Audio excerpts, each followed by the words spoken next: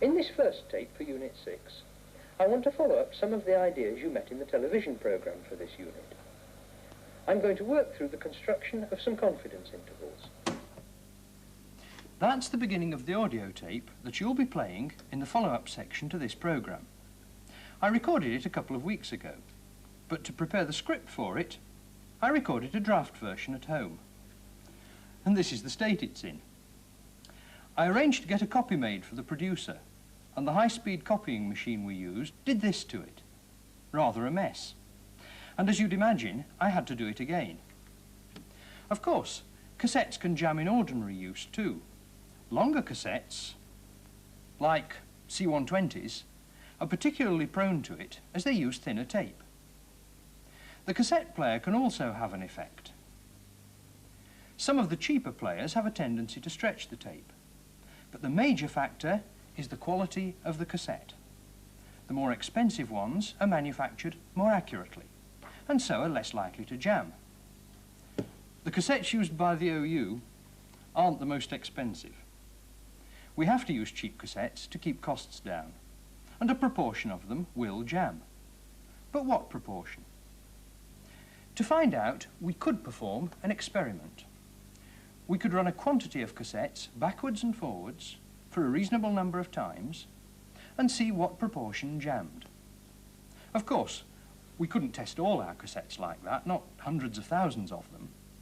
But what we could do is test a small sample of the cassettes and see what we can deduce from the results.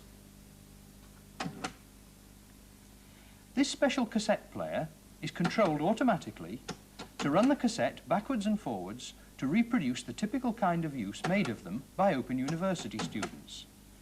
It starts, it stops, it rewinds, and then it starts again, and so on. Now, this kind of use puts a lot of strain on the cassette, but it is the way we envisage it's being used. We can run this machine for several hours with each cassette and see whether it jams. And then we can repeat the performance with several more cassettes. We tried this with a sample of 10 cassettes, running each one backwards and forwards for 12 hours. At least, that's what the test was supposed to be, but 3 of them didn't make it. They jammed. And that's a proportion of 30%. So does this mean that for those particular cassettes, the proportion that will jam with this kind of use is 0.3? Now, problems like that are very common in statistics. We have a sample, and we can measure a proportion of that sample having a particular characteristic. In this case, a tendency to jam. Now, obviously, that sample proportion can be used to draw some kind of inference about the whole population. And if all we had to do was take a guess at the population proportion, we'd probably guess 0.3. But how good is such a guess? How confident are you in it? Perhaps we've been particularly unlucky with this sample, and the population proportion isn't really as high as this. Or then again, maybe we've been lucky, and it's really much worse. The point is, it isn't enough just to guess at a population proportion. You need to have some idea of the quality of such a guess, some way of measuring your confidence in any inferences you might make. So, does the sample tell us anything at all? In fact, it does, and to see why it does, we need to construct a probability model. Here's a large population. A proportion P has a particular characteristic. In this case, they're red. It's just like having a large number of cassettes, some of which will jam. Suppose we take a small sample. Some of them will be red. We can work out the probability of getting this number of reds. It's just the familiar binomial distribution, BNP. N is the number of balls in the sample, P is the proportion of reds in the bowl. So, given those two numbers, N and P, I could work out the probability of getting this number of reds. But we don't know P. We know the number of reds in the sample. We want to know P, the proportion in the bowl. We know that 3 out of our sample of 10 cassettes jammed. we want to know P, the proportion of all the cassettes that will jam. So our question becomes this. Given the sample proportion, what values of P could reasonably have produced it? Here's the binomial probability function for n equals 10 and a particular value of P, 0.5. Now we know the actual sample proportion, it's 3 out of 10. If P were 0.5, could we reasonably have got 3? Yes, we could. There's a fair probability of getting 3. Let's try different values of P. If P is as large as 1, then all the cassettes will jam. We couldn't have got 3 out of 10 in our sample. Smaller values of P are more reasonable. But if P is as small as 0, then none of the cassettes will jam. Again, we couldn't have got 3 out of 10 in our sample. So what are reasonable limits on P? If P is 0.1, then the probability of getting as many as 3 is becoming visible. Perhaps 0.1 is a value large enough for us to believe. Now let's increase P. For larger values, a sample value around 3 is quite likely. But as P gets larger still, 3 becomes less likely again. And when P is 0.6, the probability of getting as few as 3 out of 10 is again only just visible. We might say 0.6 was as high a value as we could believe.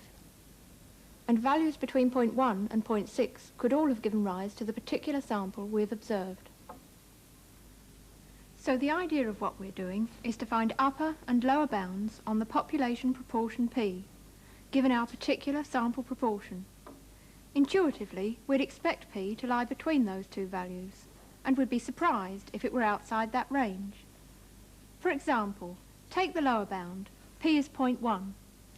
If P was smaller than this lower bound, then, on this diagram, too much of the probability would lie to the left of our observed value 3, and the probability of actually getting as many as 3 would be too small. In the same way, if P were greater than the upper bound, 0.6, then too much of the probability would lie to the right of our observed value. The probability of actually getting a number as low as 3 would be too small. So, finding bounds on P is what we want to do, but how do we go about it?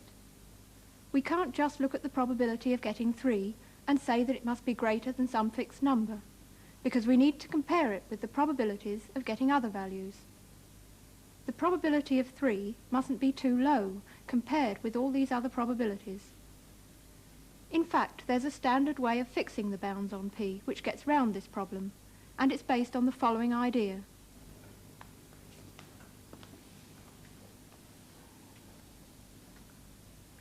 For the value of P that gives us this probability function, the value 3 is in what we call the tail of the distribution, in this case the right-hand tail.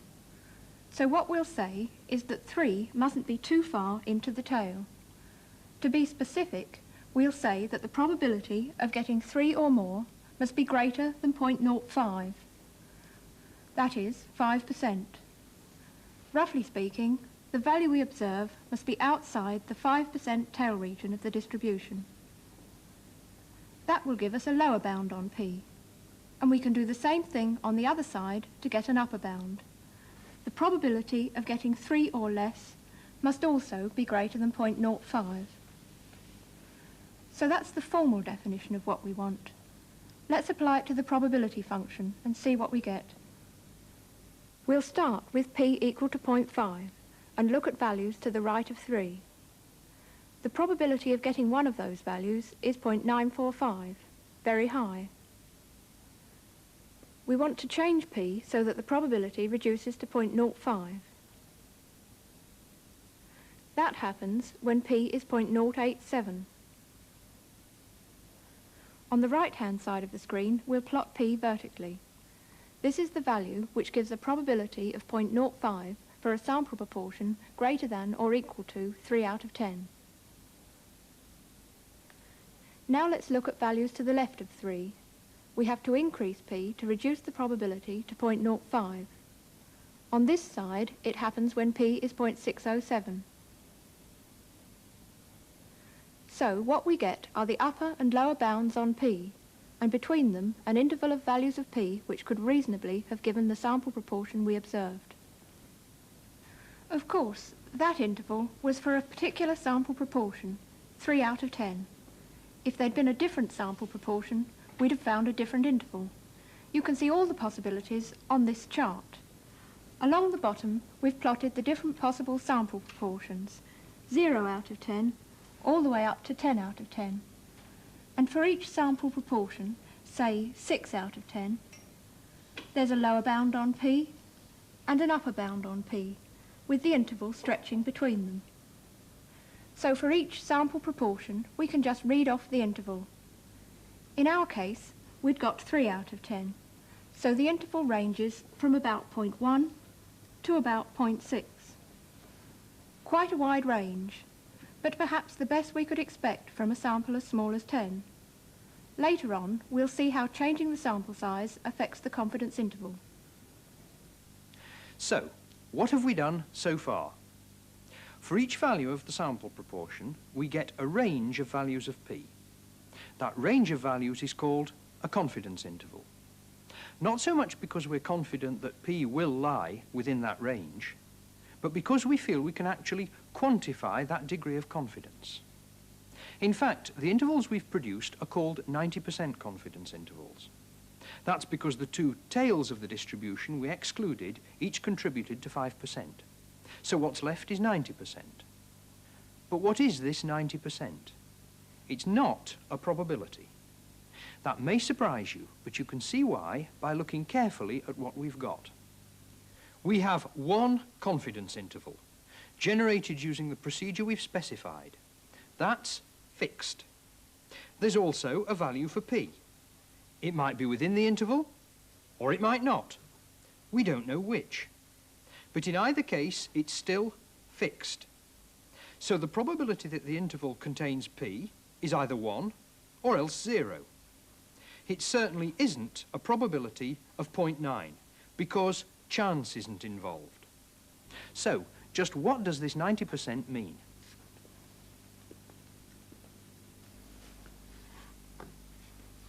To give you our interpretation of what the 90% means in a 90% confidence interval, we've programmed our computer to perform a simulation. First, I'll give it the actual value of p for some population. Let's say p is 0.3.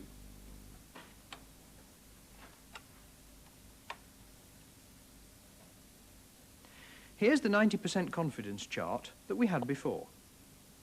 We can't use it because so far we haven't got a sample. But now I'll get the computer to take a sample from the distribution with the value of p that I specified. Here's the sample proportion. In this case, it's 2 out of 10. And this is the corresponding 90% confidence interval. This particular interval does contain the value of p that was specified, 0.3. Let's do it again. This time the computer has generated 3 out of 10. And again, the 90% confidence interval obtained from 3 out of 10 does contain 0.3. And once again. What I'm getting is a random interval, an interval which depends on a random variable, the sample proportion.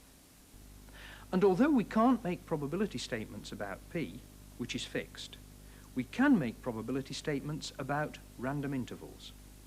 So let's take a long run of these intervals. We'll select 100 samples from the distribution, and we'll generate 100 of these intervals. And the computer will remember whether or not each interval did contain the value of p.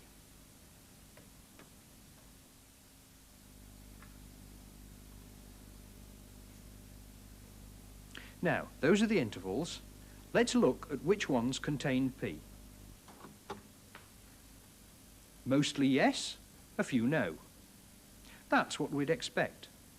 But what would be more interesting would be to plot the proportion of intervals which contained p, starting with the first and working up to 100.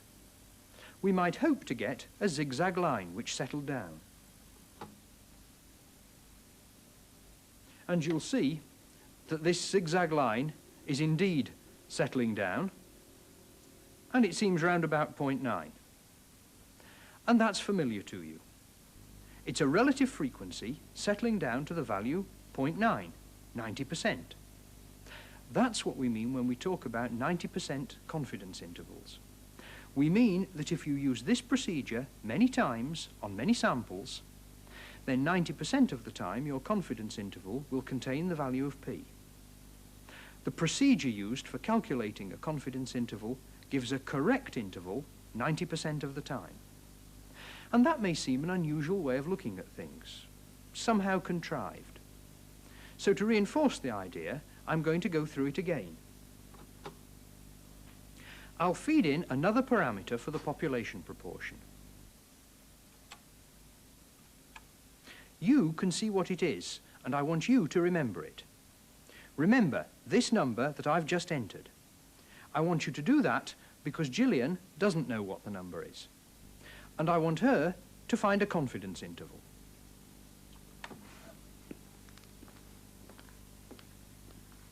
Now, as far as I'm concerned, this computer's been set up with a population proportion p, which is fixed but unknown. All I can do is draw samples from the population, and then the computer will show me what the confidence limits are. I'll draw the first sample. It's 3 out of 10, so the confidence limits on p are from about 0.1 to about 0.6. Now, of course, you remember the value of p which Dan entered, so you know whether p is actually in that range, but I don't. And I can't say that the probability that p has a value within that interval is 0.9, because it's either 1 or 0, and you know which, even if I don't. What I can say is that if I use this procedure a large number of times for this population, then 90% of the time the interval I'll get will contain p. The other 10% of the time I'll be unlucky. But of course you could reasonably ask why we chose 90%. Why not 80% or 70% or even 60%? When we built the 90% confidence interval, we took the sample proportion 3 out of 10 and chose a lower bound for p, such that the probability of getting 3 or more was 0.05.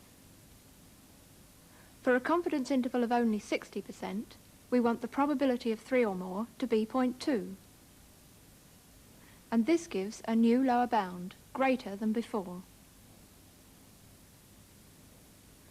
The same thing happens for the upper bound. Before, the probability of 3 or fewer was also 0.05. Now we want it to be 0.2 instead. The new upper bound is less than before. So this is the 60% confidence interval. It's smaller than the 90% confidence interval. Now, is that right? Is it reasonable that a 60% confidence interval should be smaller than a 90% confidence interval? You can see why from the computer display we had before. We'll use the same 100 samples and get the computer to construct 100 60% confidence intervals, which we'll plot side by side. From our theory, about 60 of these should contain the actual value of p. Now, what happens if we want 90% confidence intervals instead? We'll want about 90 of these intervals to contain p, so the confidence intervals will have to be bigger. And if we tell the computer that we want 90% confidence intervals, you can see that they're bigger than before. If you'd expect 95% confidence intervals to be bigger still, you'd be right. But can you have 100% confidence intervals? Let's see what happens if we try. All the intervals are from 0 to 1. We get no information about p at all. And that's a fact of life. With a given amount of information, you can be very confident that your value is in a wide interval, or less confident that the value is in a more restricted range. It's always a trade-off between accuracy and confidence. If you want to increase both, then you need more information. In other words, a bigger sample. We'll look at the lower bound first. Let's see what happens if we change the sample size to 20. The sample proportion will stay at 0.3. That corresponds to 6 out of 20. And the lower bound is higher than before.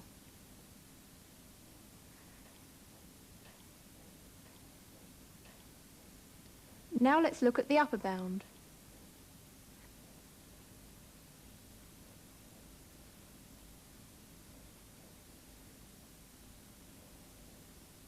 Here's the new value, and it's lower than before. So, with a sample of 20, the 90% confidence interval is smaller than with a sample of 10. Again, that's what you'd expect. With a larger sample, you'll get a more accurate estimate. The confidence interval will be smaller. Not just with a sample proportion of 0.3, but for all the possibilities. I can show you on the computer. These are the intervals for a sample size of 10. Now 20, and 30, 50, and 100. Of course, as the sample size increases, there are more possibilities for the sample proportion. But at any given sample proportion, the confidence intervals always get smaller as the sample size gets larger. You'll find charts of confidence intervals in your book of statistics tables. Each chart is for a fixed confidence level, 90%, 95%, and so on. This top one is for the 90% confidence intervals. It looks rather different from the diagrams we've shown you in this programme, but there's a good reason for that. Our diagrams are for one sample size at a time, and they actually show each confidence interval explicitly. If we wanted to show several sample sizes on the one diagram, this is what would happen. That's a mess, isn't it? But that's just what this chart shows. And it does it by using a notational artifice. For any given sample size, instead of drawing out all the intervals, you could just join the endpoints together.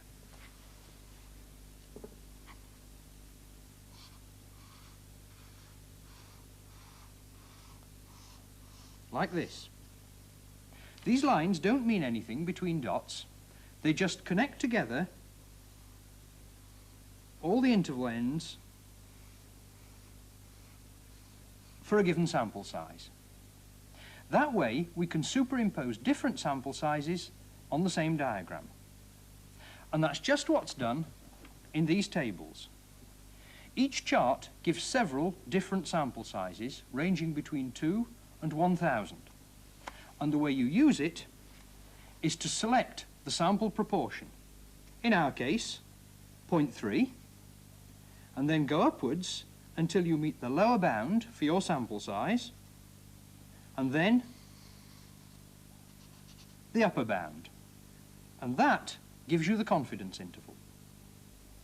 To give you some practice at using this technique, we've recorded this audio cassette. But then, you've already heard that part of the story.